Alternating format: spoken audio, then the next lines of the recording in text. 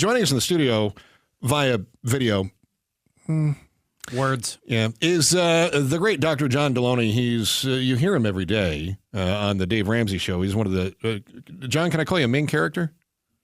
I think I'm the main character, but according to Dave, he still is. So it's his name on the marquee, I suppose. Dr. John Delony, a mental health expert, author, host of the John Delony Show as well, and also you hear him on the Dave Ramsey Show, which of course precedes this one. And Dr. John, thank you for coming on to our program. We have some relationship questions for you. We have some money questions for you. I have important questions about Joe's future for you specifically. Great. But you guys are going to be in town coming up here on Cinco de Mayo. Yes, May 5th, we're going to be at the Arizona Financial Theater, me and Dave Ramsey and I, as the former high school teacher in me has to say it the right way. We're going to be live, and it's going to be off the rails. I often get asked by my friends, hey, do y'all edit stuff out? Yes. And he says, what do y'all edit? And I say, I can't tell you because that's why we edit it. Well, this one's going to be live, so I can't wait, man. Oh, boy, oh, boy, oh, boy. Well, we're looking forward to it. I know whenever Ramsey crew, whatever the show is that comes to town, it's always an incredible turnout. So we're looking forward to having you there. I'm excited specifically to talk with you. Of course, Dave is a guru. Dave is the reason I lived in a fifth wheel for 2 years. It's a true story. We paid off all of our debt, lived in a fifth wheel. We did the rice and beans and rice for a while. So, and I got to tell you, that was tough on the relationship with my wife and I. But not having that financial burden on the other end allowed us to focus on the relationship itself and anything that we needed to figure out. And it kind of took away the mask. In the past, and help me out here, if there is an underlying issue, but we can fight about money, we fight about money. But is money the underlying issue? In our case, we had to figure out how to communicate better. And it turned out that money was just the thing that we fought about. Once money wasn't a problem any longer, then we had to figure out how do we communicate. And once we figured out how to communicate, the whole world changed for us. Yeah, that's exactly right, man. Money is those lights that light up on your dashboard. They're just the proxy. And, man, it's super fun to be struggling with, do we still love each other anymore? I don't like how you're parenting our infant versus my mom did it like this and your dad did it like that. It's fun to blame the purse you just bought, or it's fun to blame the hunting ranch you want to buy as the issue, and it's not. And so one of the more incredible and frustrating things for me as a guy who spent 2 decades working in the universities thinking I was all sophisticated was sitting by Dave Ramsey and realizing his get-out-of-debt plan, financial peace, was also accurate neuroscientifically, right? It's accurate relationally, too. Because if you can agree on money, if y'all can sit down and figure out how we can communicate and what kind of life we want to build together, man, two spouses can tackle anything together if you can get that thing nailed down right. Dr. John Delony and Dave Ramsey are coming to town, Arizona Financial Theater, Monday, May 5th. Make sure to get your tickets now, RamseySolutions.com/events, or hit the contest page at KTAR.com as well to check out tickets or have a chance to win some tickets as well. Dr. Delony, I need some help from you. I own a home, work a tremendous job here at KTAR, but I got to be honest, I just turned 43. My love life stinks. What am I doing wrong, man? I'm on Bumble. I'm on Hinge. I listen to Chris. He's got me chasing all kinds of ladies who like to chase ducks, but I can't figure things out. What am I doing wrong? I would say step one is delete every dating app there is. Okay. Hold on. Hang on. We're going to get to Relationship Peace University here for Joe. This is great. We're starting your franchise, Dr. John. Hang on. Delete apps. Okay. Delete apps. Here's what those apps do. Okay. They take away humanity. And you know what? I'm going to explain it like this. It might be better for Joe. Yeah, that's probably pretty good. When I was going to college, I went to a misguided but well-meaning church camp. And they had us sit down and say, all right, you write the 10 things that you will never budge on when it comes to who you want to spend the rest of your life with. I took that so serious. I wrote down the 10 things. I've been married for 23 and a half years, and my wife had 2 of those things, and one of them was be a beautiful woman, right? Mm-hmm. So we go into these dating apps, and we fill these things out, and here's what we end up filling out. we make mirror images of ourselves. We want the person we're going to be with when we're clicking through these apps to listen to our music, stay up late like we do. And what we end up doing is we date versions of ourselves. And what that gives us is a lot of fun for the first 3 dates, and then things get really boring and routine. And what we need is people who stretch us and push us and challenge us and make us laugh and introduce us into new music and all that kind of stuff. And the dating apps just wipe all that clear. And so I tell everybody, get off those stupid dating apps. And then that means you have to be really awkward and really uncomfortable and put yourself in positions where you're going to run into other people. And that's going to be weird, and we don't have a culture for that anymore, but that's where you're going to meet that person that, hey, I think she's kind of funny. I think he's hilarious. He's weird. I'll see him again, and that's going to be where your relationship can have a chance to blossom in the future. Chris, I notice a lovely look on your face. Is it about meeting the female Joe, or well, I was just thinking, he said you end up dating a mirror version of yourself, and what is it that you've told me about the last few people that you've met on these apps? I don't remember. What have I told you? She's crazy.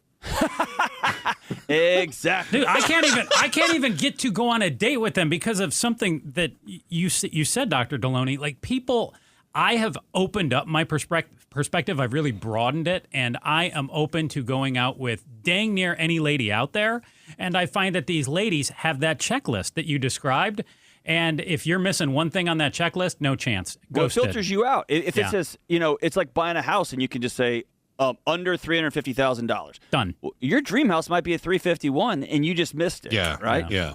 And so if you're 5'11" and a half and you're honest about that on the app, which no one is, and they say over 6 foot, then they won't even ever talk to you. No. And man, there's nothing more beauty is beauty, right? But man, I have found myself attracted to my wife. She's hilarious. She's loyal. She would challenge me on things. And I found myself like becoming like over the moon in love with her. And we would not have checked each other's check boxes, man. So, and again, we're just an N of one, but like, get rid of those stupid apps and begin putting yourselves in situations. That means for some people, they got to go back to church. Some people got to join a bowling league. Some people need to just invite a group of randos from the office over to their house once a week to do taco night. And that's where you'll slowly start to meet people again. Dr. John Delony is, you'll hear him on the Dave Ramsey Show. He's not only is he smart with his money and works with everybody for the Ramsey crew, but he's also a mental health expert and an author. You mentioned being married 23 and a half years. Don't tell me that it's been 23 and a half smooth years. Because I come up at 21 here in June. We're very close as far as like I said, there have been some hard times. Some of those times money related, some of those times not money related. So what do you do when you got to buckle down? What do you got to get down to brass tacks? Something's off. What do you start with? The one thing we start with now, and you're right, man, we've been to the brink several times. Yeah. Where we sit across the table and say, are we going to stay married? Because we can't keep doing this. And now we know leaving isn't an option. So once I've taken that off the table, and again, outside of abuse or outside of any, outside of the bell curve things like strong addictions, things like that. Okay. When my wife and I have decided we're in this thing, and so then that means we have chosen, either one of us or both of us, a pretty miserable situation. And the beauty of that recognition, that ownership is that means we can choose what happens next. And so often we'll sit down across the table or we'll go for a walk because we don't even want to look each other in the eye right now because one of us or both of us are so mad. And we'll say, hey, the story I'm choosing to make up about you right now is this. The story I'm making up about why you won't pick up the towels, why you're coming home from work late, why you're always hot is this.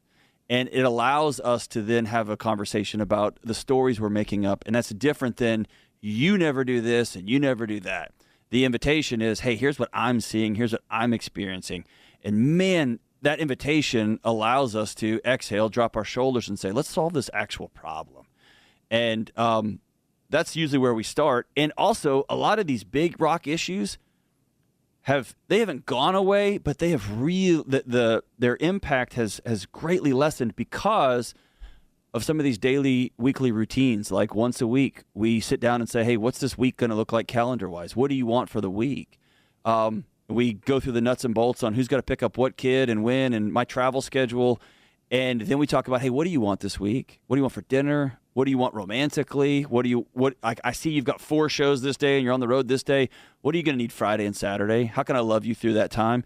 And it allows us to like head off some of the drama when I expect her to read my mind and she's hoping I read hers. Now we just put all that stuff on the table at a regular interval. And man, a lot of the nonsense stuff just goes away. Dave Ramsey and Dr. John Delony are headed to Phoenix on Cinco de Mayo, Monday, May 5th, for the Money and Relationships Tour. The voice you just heard was Dr. John Delony. He's a mental health expert, author, and host of the Dr. John Delony Show, and the key player on the Ramsey Show as well. Thank you for being vulnerable. I accept that, Joe. I accept it. Dr. John, thanks for sharing that and being very open about that. Yeah, you mentioned it. Yeah, being married 23 and a half years, we've probably had 5 great ones, right? If we take all that time out. Being married's hard. Raising kids is hard. Life is tough. I got to tell you,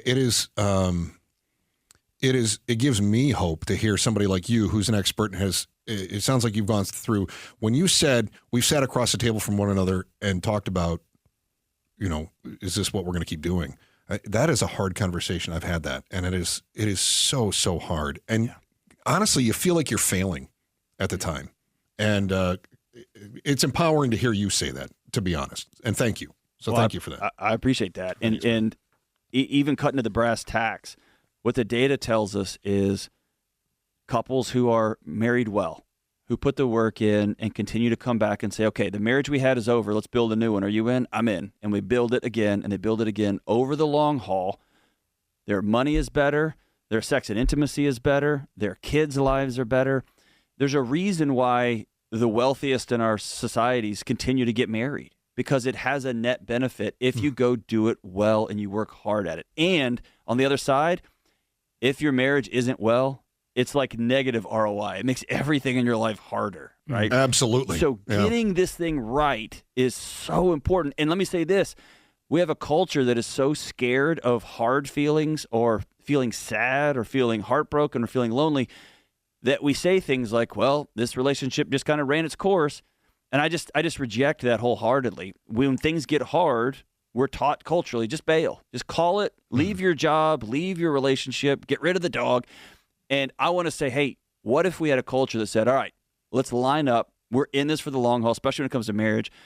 We're going to figure this thing out. There's no exit ramps. I'm in. I said I do till death do us part. I'm in if you're in. Let's figure out what's the next right move for us. And man, I tell you what, you wake up 23 years later and you're more in love than you could have ever imagined. And things are just good. They're hard, but they're good. Hey, learn more about the Money and Relationships Tour, and for your chance to win tickets to see Dr. Delony and Dave Ramsey, go to the contest page right now at KTAR.com. Thanks, Dr. John. Appreciate that. Thank you, my friend. You got it. Thanks for watching The Chris and Joe Show. Click to see more from Chris and Joe, and tap the button in the middle to subscribe to KTAR News.